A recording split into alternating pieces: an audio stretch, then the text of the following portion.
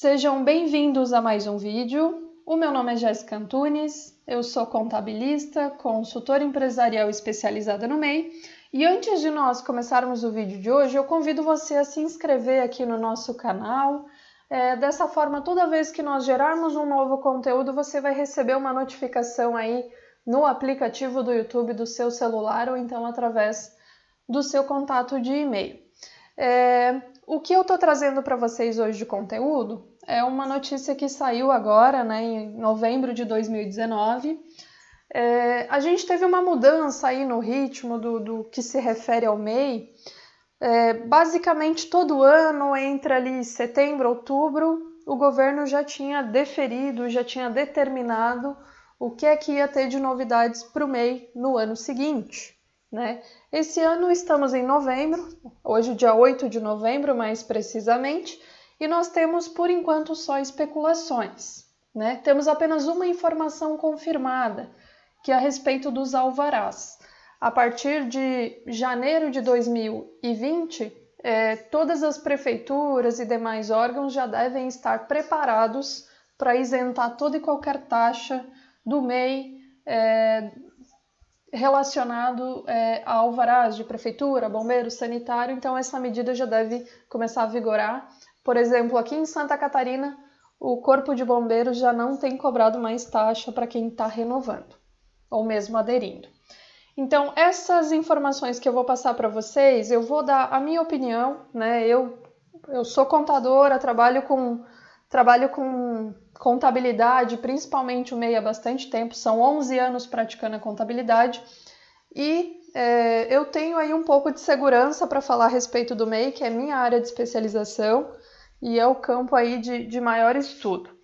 Então, essas informações foram extraídas aqui do site atualizamei.com.br e eu vou aqui passar com vocês a matéria e dar a minha posição dentro do conhecimento que eu tenho. Então, aqui, o governo pretende criar novas categorias para o MEI com novas faixas de alíquotas. Então, aqui, como diz a matéria, aqui eles estão anunciando que o nosso atual presidente anunciou a possibilidade, então, de algumas mudanças e um novo projeto chamado de Trabalho Verde e Amarelo. O intuito do governo é incluir a reformulação do microempreendedor, mudar algumas coisas aí para otimizar. Mas analisando essa matéria, porque assim, muita coisa é especulação e nem tudo que vai para a mídia é real, o que está sendo debatido lá dentro das câmaras. Então, mas como é o conteúdo que a gente tem, é sobre isso que a gente pode falar. Então, o que eles estão visando? Criar novas categorias para atender diferentes perfis de empreendedores, como os ambulantes. Aí eles mencionam aqui motorista de aplicativo, os motoristas de Uber, 99, demais aplicativos, na verdade, eles já foram inseridos, Foi feita uma medida, um adendo, trazendo esse pessoal para trabalhar dentro do MEI. O que está sendo discutido e debatido ainda é sobre a questão das permissões. Por exemplo, aqui no sul de Santa Catarina, na nossa cidade de Tubarão, a prefeitura daqui está em debate, querem criar uma série de tipos de vistorias para os motoristas do Uber sem que se tenha um profissional habilitado para isso. Então, cada prefeitura tem sua legislação, individualmente, mas a gente também tem as regras nacionais que abrangem para todos. E eles falam também sobre a questão da mudança das alíquotas, No governo da ex-presidente Dilma, lá no comecinho do MEI, inicialmente era pago 11% de INSS sobre a Guia DAS, o imposto mensal do MEI. Então começou em 11%, então lá no período daquela governança foi mudado de 11% para 5% para ficar mais econômico, que inclusive foi uma ótima medida. Aí eles estão visando outras mudanças que é sobre o limite de faturamento. Digamos, para o pessoal que é prestador de serviços, isso é uma visão muito pessoal que eu tenho enquanto profissional do setor contábil. Para quem é prestador de serviços e está aí no MEI hoje trabalhando com um faturamento de 81 mil anual, é muito mais confortável, porque o prestador ele tem um custo muito baixo. Vamos pegar um exemplo de um eletricista. Ele vai lá passar uma fiação numa residência, ele vai cobrar pelo serviço dele e o próprio cliente quem vai providenciar o material ou pagar pelo material, né? Então, o prestador não tem esse custo. Mas para o pessoal do comércio que tem que comprar material, comprar produto para vender, é muito diferente. Demora para girar, tem que pagar fornecedor. Então, é um dinamismo muito diferente. Eu entendo que o quê? Se eles querem fazer mudanças, eles deveriam tratar o prestador e o comerciante de forma diferente. E deveria ter um teto de faturamento diferente. E outra questão aqui nessa matéria que eles apresentaram é ver a possibilidade de o MEI poder contratar até 3 funcionários.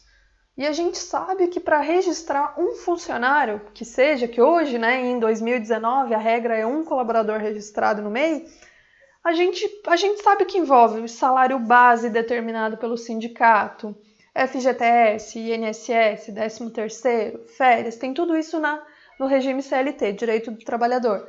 Então, como que uma empresa MEI, que tem um limite de faturamento tão baixo, poderia manter 3 colaboradores? Então, o faturamento teria que subir para, no mínimo, 150 mil. Mas, como dito, seria fundamental que as categorias, né, de atuação fossem desmembradas. Comércio com uma base, serviços com outra. Mas a gente observa que quem monta essas bases, quem monta todas essas regras do MEI, trata de uma forma muito genérica. E são rotas de trabalho muito diferentes, né? E daí, até aqui que eu me atentei a esse detalhe aqui, muita coisa que está sendo dita, como mencionado, a gente se baseia pelo que está sendo publicado na internet, né? Nas mídias, nos veículos de comunicação, mas que notícias precisas a gente vai ter realmente só lá no começo do ano que vem, talvez já em caráter de atraso, porque seria muito mais confortável se eles já tivessem isso determinado até mais tardar na primeira quinzena de dezembro. Então, eles dizem aqui, um dos atrativos do programa é a cobertura previdenciária, como aposentadoria por idade, equivalente a salário mínimo, benefícios como licença maternidade, auxílio doença e pensão por morte. O MEI já tem esses direitos, então isso não é uma novidade. Eles estão noticiando como se fosse um grande diferencial, mas, gente, o MEI já tem tudo isso, já é um direito legal, hoje contribuindo sobre 5%. Aí eles lançaram aqui também uma estatística, né, até um pouco alarmante, que é o quê? 50% das empresas MEI hoje ativas, né, abertas, pelo menos metade está devendo imposto para a Receita Federal. Então, assim, o que eu entendo disso? Que eles deveriam criar outras alternativas para que o MEI quite os seus débitos, né? Fique adimplente com Receita Federal, Previdência Social. Seria mais interessante criarem um novo formato de parcelamento. Não que o atual formato de parcelamento seja ruim, ele é bem atrativo, mas eu repensaria a questão dos juros e multa, porque é um nicho de empreendedores com um poder aquisitivo muito menor, não a maioria, porque a gente tem vários casos de empresas que estão no MEI que não deveriam estar, que já têm um faturamento muito mais alto e, na verdade, estão aí arriscando a sonegação fiscal, né? Então, o que a gente tem de notícia é basicamente isso. Eles querem criar um novo teto de faturamento que ainda não está deferido, não está bem elaborado. Estão analisando, como dito, essa possibilidade também de poder registrar até 3 colaboradores, mas isso tem que ser muito bem amparado na faixa de faturamento que eles vão lançar. E eles vão criar aí outras medidas para aumentar a alíquota de contribuição do INSS.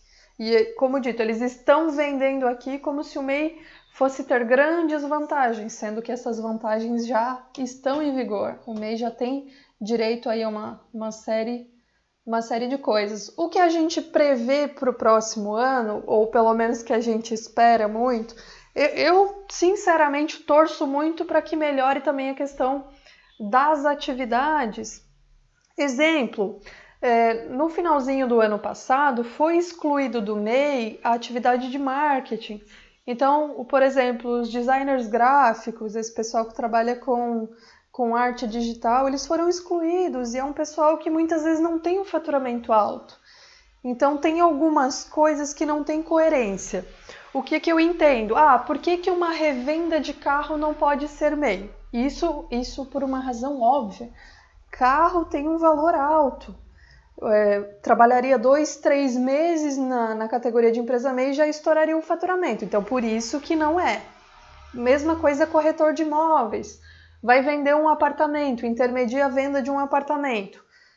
Digamos que ganhe uma comissão lá de 7, 8 mil. E se isso for fluente, em 4, 5 meses também já estouraria o faturamento. Então, nessas atividades a gente entende e enxerga que por isso não se pode ser MEI, mas tem muitas atividades que poderiam ser MEI que eles não agregam.